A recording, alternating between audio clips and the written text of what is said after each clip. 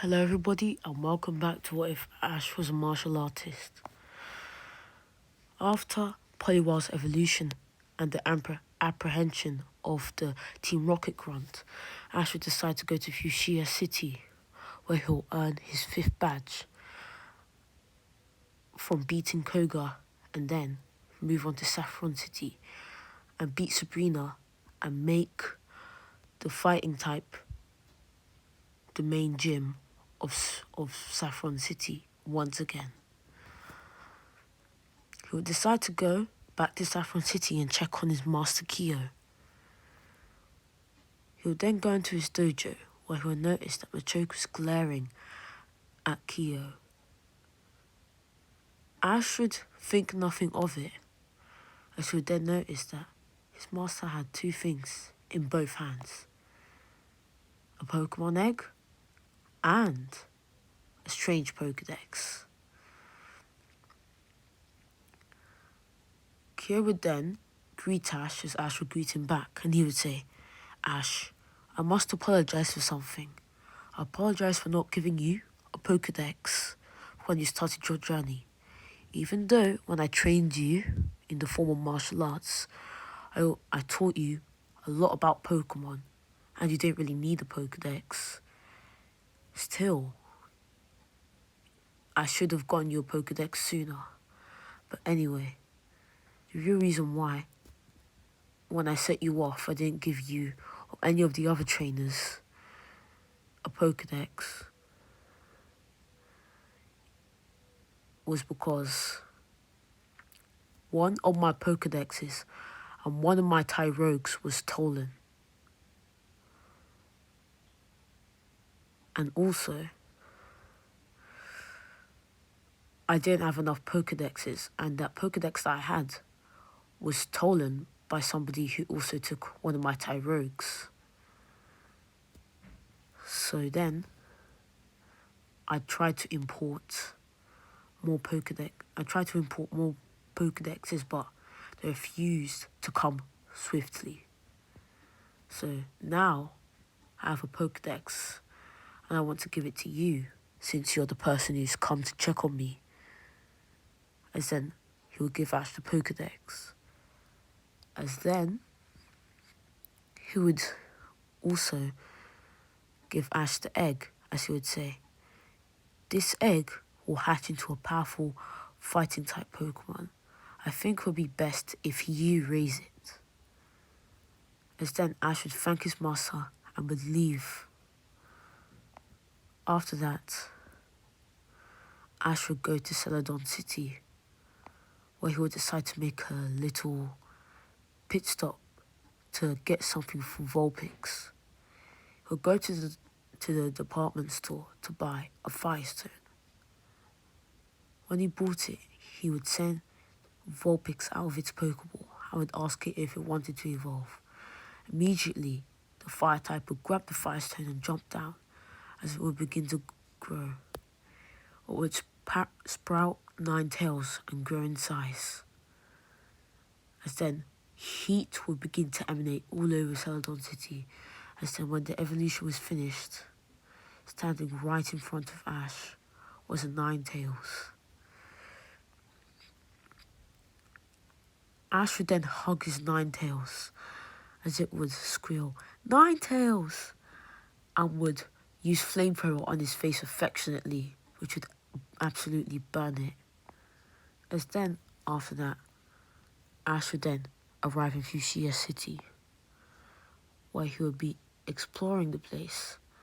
As then, a figure would walk out of the Fuchsia gym, I would say, "Long time no see, Ash." But the voice, unlike Jeff, would not be friendly at all, but full of hate and resent for Ash.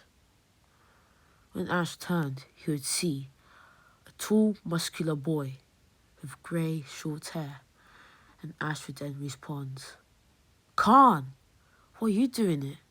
And then Khan would say, "I'd like to ask you the same thing." And then we would see a flashback long time ago, when Ash, Khan, a young Jeff, and Jeff's cousin, Miles, would be in the dojo with Kiyo, as they would be asking for something. So basically, every student of Kiyo would have, like 2 years before they start their Pokemon journey, which would be 10, they would go to his dojo and they would make a request. A request for permission to come and be sponsored by him. And it would be Kiyo's choice if they were sponsored or not. So then, Kiyo would quickly approve of Jeff and his cousin Miles, as then Jeff and his cousin Miles would leave, both excited.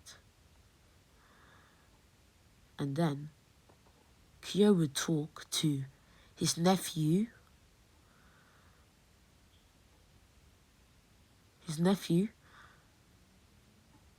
Khan, and Ash. And then because there were only 3 Tyrogue, he would know he had to choose only one of the 2 young boys to have permission to come and become a Pokemon trainer. This would take him a long time, but he would make the decision and he would say, Ash, you are going to be the one who is sponsored. As then Ash would leave happily. Immediately, Khan would get very angry and would come towards his uncle and would say, why did you sponsor him above me? I am better than him in every way. I know more about Pokemon. I'm a black belt. Meanwhile, he is still like a red belt. Why does he get to be sponsored? Meanwhile, I have to go and get my Pokemon by other means. As then, Kiyo would then say, you know something? Khan, you're not like Ash. Ash may not be as bright as you when it comes to martial arts and stuff like that, but one day he'll catch up. And he has the potential to be a better Pokemon trainer than you could ever be right now. Do you know why? It's because he has a drive. He has a passion that I never seen before. When Ash first joined this dojo, which was a lot later than you did, he was not built for martial arts. He was not equipped to learn. But his drive and passion to become strong and learn how to defend himself and become a fighting type trainer far overtook any of his shortcomings, and he soon became one of the star students of this dojo, even though he was still a red belt. Let me tell you something else. It doesn't matter what belt you have. It matters how much you know. It also matters how smart you are and how much you care about Pokemon. I saw the way Ash looks at Pokemon and the way you look at Pokemon. You look at Pokemon only as tools for your own gain. Ash looks at them as his friends. Somebody who cares about his Pokemon will always be superior to somebody who sees them as tools for his own gain. But the truth is, Kiyo's words would fall on deaf ears, as Khan wasn't old enough to understand what his father was saying. His uncle was saying. So he quickly run out of the dojo and he would run away from home, leaving Saffron City and going somewhere that will be revealed soon. Flashing back to present day, Khan would then go and say, Ash, you took away my chance to properly get a sponsored Pokemon. You took away my chance of becoming an official Pokemon League trainer by being Khan. You made me an unofficial trainer. You made it very hard for me to get anywhere as a Pokemon trainer. You took away my right. I was better than you in every way. I still am. And then, for some reason, my dumb uncle chooses you over me.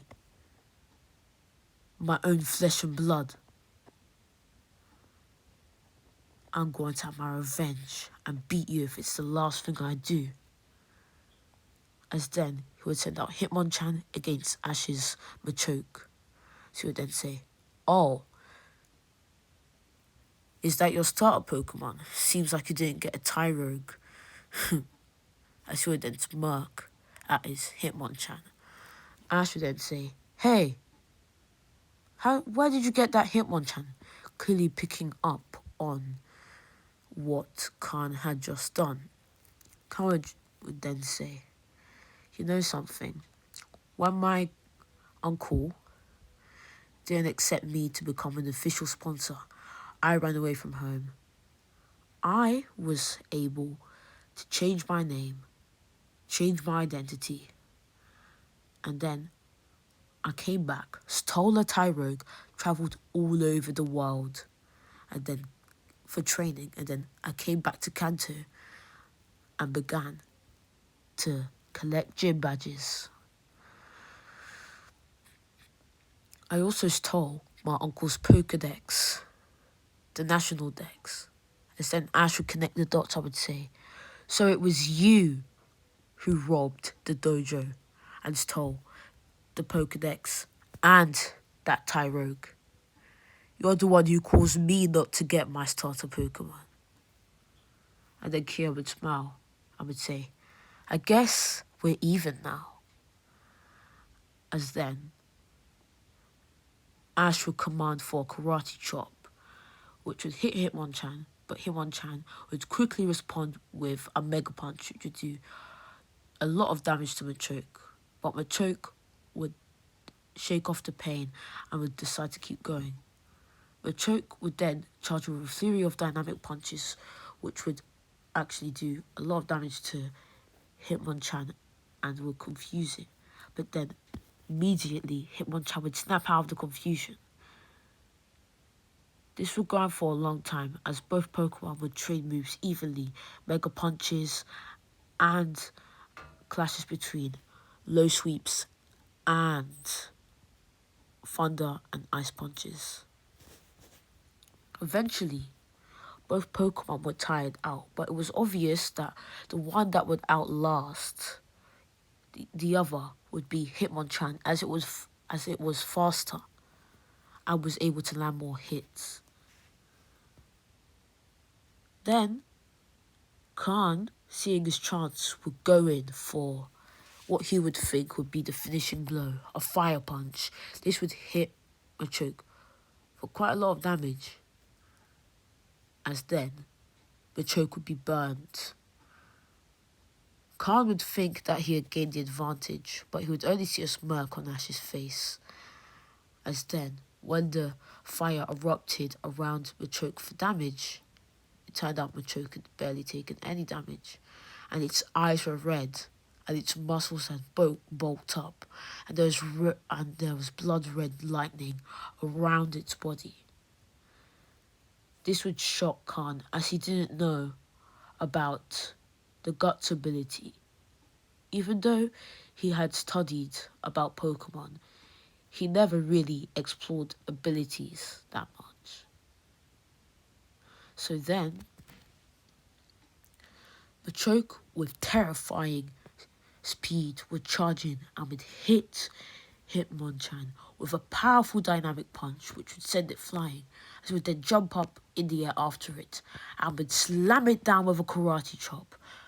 Hitmonchan would try respond with an ice punch, but that would barely do any damage to Machoke, as then Machoke would sweep its leg with a low sweep and then try come in for a karate chop, but Hitmonchan would avoid the attack I would uppercut it with a powerful Mega Punch.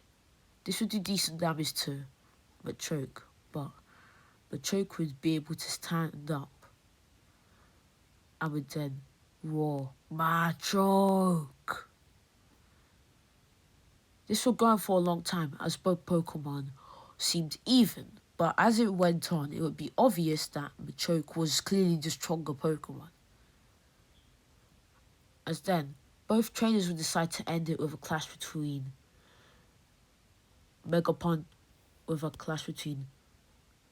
two Mega Punches. When the moves collided, the only one left standing was Machoke. Khan, frustrated that Ash's Tata had beaten his, and maybe thinking that if he'd been late, he would have gotten a better Pokemon, he would then send in a Pokemon that he had found meanwhile he was training in the Unova region, a Mienshao. Mienshao would come in with a high jump kick, which Machoke would actually avoid.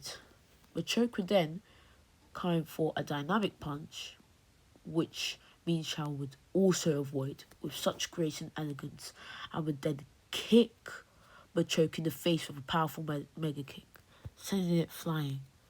Mienshao, not wasting any time, would immediately go for a high jump kick on the disorientated Machoke, which would knock out Machoke, which would shock Ash that Machoke hadn't even got a chance to land a single move on Mienshao, showing that Mienshao was on a different level compared to the tired Machoke. After that, Ash would send out his Poliwrath, knowing that Poliwrath was quite powerful.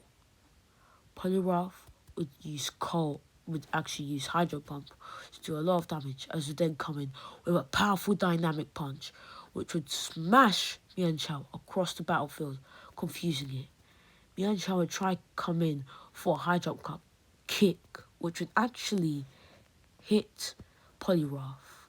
But Poliwrath would then shake off the damage and would then come in for a powerful Ice Punch, which would knock out Mienshao. After that, Khan would send out Breloom, a Pokemon that he caught meanwhile he was training in Hoenn. So he would then say, "Wow, Ash, this battle has been fun, but now Breloom will finish off your Poliwrath." Poliwrath would try to go for an Ice Punch, which would hit, but wouldn't do as much damage as Ash was hoping, shocking him. Breloom would then come in with a flurry of Drain Punches, which would take away a lot of Poliwrath's health, and would restore the health lost by Ice Punch on Breloom's part. Poliwrath would then come in with a Dynamic Punch, which would hit but wouldn't do much damage, as then Breloom, with a point-blank Seed Bomb, would blast Poliwrath away, knocking it out. As then Ash wouldn't want to use Ninetales in this battle, as he would have wanted to prove to Khan that he could beat him with fighting types. As then Ash would make the foolish choice to send out Primeape. Primeape would look around, so it would see Breloom, and it would immediately want to fight. Primeape would decide to listen to Ash for a little bit, like, you know, how Iris's Dragonite decided to listen to her for a little bit in the Junior Cup or something like that. Yeah, like in the competition where Crocodile beat the absolute living daylights out of it. So then, Ash would command for a close combat, which Primeape surprisingly agree with, which would do a lot of damage onto Breloom. Breloom would then respond with a Drain Punch, which would take a bit of Primeape's HP, as then Primeape would respond with a powerful Low Kick, which would send Breloom to the floor, as then Breloom would jump back up and would respond with a powerful Iron Tail, which would send Primate back. Ash would then call for Mega Punches, then Primate would punch Breloom across the face. As then Breloom would get annoyed and would plant a leech seed around Primate, which would slowly sap its health. Primate, not realising the major disadvantage that had happened to it, would continue going in, full out offense, following Ash's orders with a flurry of close combats and Mega Punches, which would do a lot of damage to Breloom, but not noticing that Breloom's health was slowly being restored. Breloom, wanting to tip the scale of the battle into its advantage, would then come in with a powerful Mark Punch, which would send Primate back. As Primate would then realise what's happening. Its health is being sapped, and it's been extremely damaged. It would then blame its terrible state and how it's about to lose on Ash, and it would stop listening to him. It will go savagely against Breloom, hitting it all over with low kicks and Mega Punches that weren't being ordered and coordinated by a trainer, just going wildly like a savage beast at Breloom. Breloom, that was disciplined and calm and collected, following its trainer, would easily avoid all of the moves and would finish off Primate with a powerful Drain Punch. But the thing was, Breloom would also barely be standing, as Primate had actually done a lot of damage to it. Ash, feeling disappointed, returned Primate. I would say, Primate, while you listened to me, you battled well. Next time, we're going to work on that disobedience problem. Well done. As then, Khan would return his Breloom and would then say to Ash before he left, "You're pathetic. You'll never be as good as me. I can't believe that my uncle chose me over you. Chose you over me. Anyway, I'll see you later." As then, Khan would leave, but in his heart, it would feel like a hollow victory, because he knew that if Primate continued listening to Ash, it would have easily won the battle for him. As then, Ash would rush through the Pokemon Center, heal his Pokemon, and then go to Fuchsia Gym. He would look around the gym for a while, looking for Koga. So he would then find him. I would challenge him to a battle. Koga would use Wheezing as he would use Makuhita, wanting to use it a bit more to its capture. Makuhita, through dumb luck, would be able to land like 3 or 5 critical hits on Coughing with Arm Thrust, as then Coughing would use Sludge Bomb.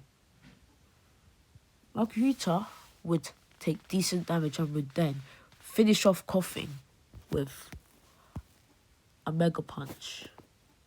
After that, Makuhita would then spontaneously begin to glow from the experience it had gained, and would grow in size as its hands would get a lot bigger and finish its evolution into Hariyama. Ash would be surprised and both happy at his Pokemon, as he would high-five its big hands and then keep it in, as then Koga would send out his Muck.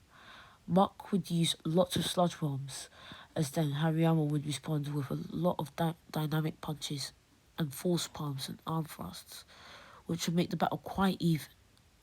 As it went on, it would be obvious that the offensive Makuhita was clearly going to win eventually. Muck, in a last-ditch effort, would use a Minimize and would try come in with a Body Slam. But even though it had raised its evasiveness and came in with a move that would probably hit, Hariyama would hold it up with its massive hands, throw it down, and would finish it off with a Force Palm. After that, Koga would send in his Golbat. Hariyama would try to score some decent hits on the flying poison type, but It'll be to no avail, as then Golbat would finish it off with a wing attack. After that, Ash would send out his Ninetales, wanting to give it some experience. Ninetales would use a flamethrower which would burn Golbat. Golbat would try coming for a wing attack, which Ninetales would easily avoid, and would finish it off with a powerful Fire Blast. After that, Koga would decide to send in Venomoth, which would be a huge mistake, even though he didn't really have a choice since it was his last Pokemon. He would use Psybeam, which would slightly confuse Ninetales, which would allow Venomoth to get in a few Bug Buzzes and Psybeam for minimal damage. As soon as Ninetales snapped out of confusion, it was game over for Venomoth. Ninetales would come in with a quick attack, which would disorientate Venomoth and would then easily finish it off with a powerful Fire Blast, knocking it out. After that, Ash would compliment and hug his Ninetales as it would lick him. After that, Koga would say, "Wow, you're quite powerful. I really enjoyed that battle. Now, take this, the Soul Badge." As an Ash would grab the badge from Koga and thank him for the battle. He would then make his way to Saffron City through going up the biker route. When he arrived in Saffron City, he would then notice that his egg was cracking and glowing, as then a massive light would envelop Ash and the egg. When everything was over, what stood right in front of him was a Krogunk. Then Ash would say, "Who's that Pokemon?" Ash would pull out his Pokedex. I would say, "Krogunk," and it would read out like its brilliant diamond and shining pearl Pokedex entry. As then Ash would say, "Welcome to the team, Krogunk." As then Krogunk would high-five its new trainer. And that is where we are going to end things. In the next part, we're going to explore how Ash is going to go up against Sabrina and avenge the honor of the fighting type trainers in Saffron City. I really enjoyed making this part. I'll see you guys later.